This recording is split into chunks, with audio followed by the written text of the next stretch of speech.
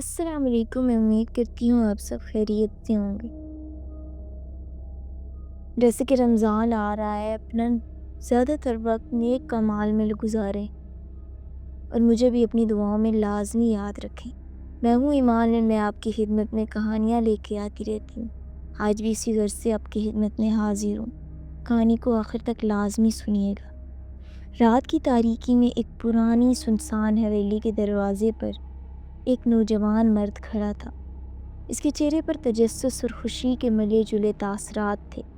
وہ بار بار موبائل پر ایک number dial کرتا، لیکن کوئی جواب نہ آتا۔ اچانک حویلی کا دروازہ آہستہ سے کھلا اور اندر سے ایک حسین عورت نمودار ہوئی۔ آپ کو آنے میں دیر ہو گئی، میں کب سے انتظار کر رہی تھی۔ عورت نے مسکرا کر کہا، میں معذرت چاہتا ہوں، راستے میں ٹریفک زیادہ تھا۔ وہ شخص بولا اور عورت کے حسن میں کھو گیا۔ یہ عورت روبینہ تھی، ایک پرکشش، خوش مزاج اور تنہائی میں رہنے والی شادی شدہ عورت، جس کا شوہر کئی سال پہلے ایک حادثے میں مر چکا تھا۔ گاؤں میں اس کی خوبصورتی کے چرچے تھے اور کئی مرد اس کے قریب ہونے کی خواہش رکھتے تھے، لیکن جو بھی اس کے قریب آتا اگلی صبح لاپتہ ہو جاتا۔ روبینہ نے نوجوان کو اندر بلایا۔ اندر کا ماحول بہت پراسرار تھا۔ پرانی لکڑی کی خوشبو، مدھم روشنی اور ایک عجیب سی ٹھنڈک پورے ماحول پر چھائی ہوئی تھی۔ روبینہ کی جب شادی ہوئی، اس کے شوہر کچھ ہی عرصے بعد غائب ہو گیا اور اس کے بعد آج تک اس نے شادی نہ کی، کیونکہ جس کے بارے میں بھی وہ سوچتی اور جو اس کے قریب ہوتا وہ غائب ہو جاتا۔ روبینہ نے کہا کہ بیٹھے، میں آپ کے لیے کچھ خاص لے کر آتی ہوں۔ روبینہ نے کہا اور باورچی خانے میں چلی گئی۔ نوجوان آدمی نے ارد گرد نظر دوڑائی۔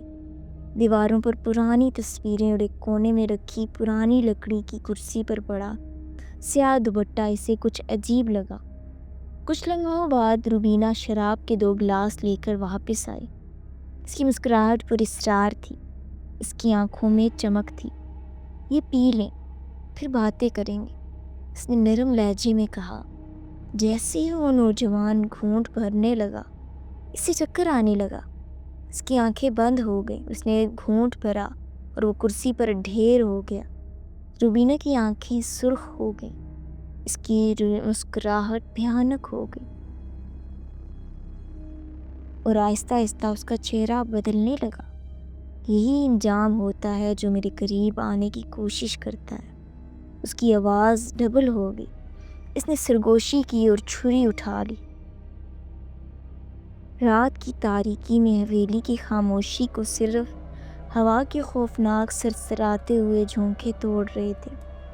نوجوان آدمی بے ہوش پڑا تھا اور روبینہ کی آنکھوں میں وحشتناک چمک تھی۔ اس کا حسین چہرہ آہستہ آہستہ بدلنے لگا۔ آنکھیں مزید سرخ ہو گئیں، ہونٹ کالے پڑنے لگے اور اس کے ناخن لمبے اور نوکیلے ہو گئے۔ اب تم میرے قبضے میں ہو، اب تم میرے ہو، مجھ سے تمہیں اب کوئی بھی نہیں بچا سکتا، یہاں پر کوئی بھی نہیں آ سکتا۔ روبینہ سرگوشی کی اور اپنے تیز ناخن نوجوان کی گردن پر پھیرا۔ جیسے ہی خون بہنے لگا، اس کی زبان باہر نکلی اور وہ خون چوسنے لگی۔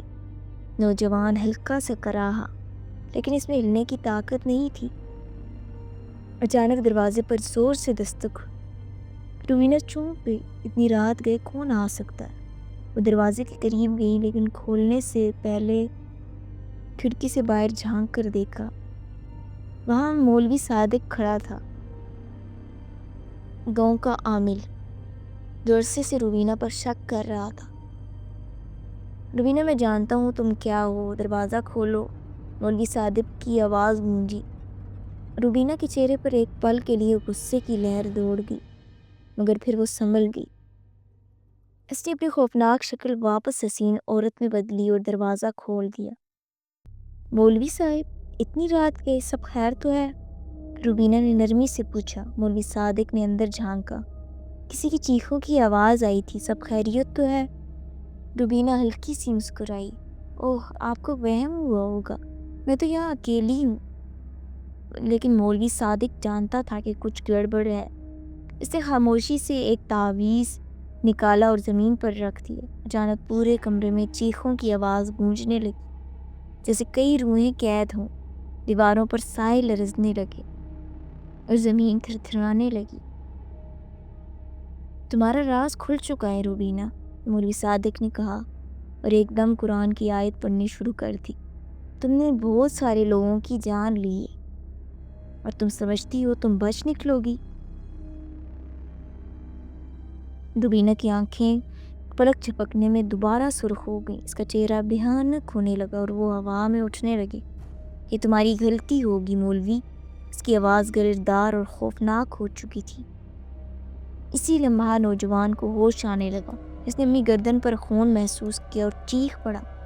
روبینہ کی نظریں اس پر پڑ گئیں اور وہ غصے سے غرائی، مگر مولوی صادق نے فوراً مقدس پانی اس پر چھڑک دیا۔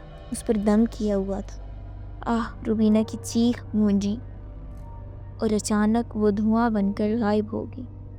مولوی صادق جانتا تھا کہ یہ کہانی ابھی ختم نہیں ہوئی، وہ واپس آئے گی، کیونکہ ان کو یہاں سے نکالنا اتنا آسان نہیں ہے۔ مگر چند لمحوں کے لیے، کچھ دنوں کے لیے اس کا خاتمہ مولوی صاحب نے کر دیا تھا۔ اب وہ کسی کی جان لینے کی ہمت نہ کرتے۔ مزید ایسی کہانیوں کے لیے میرے چینل کو سبسکرائب کریں۔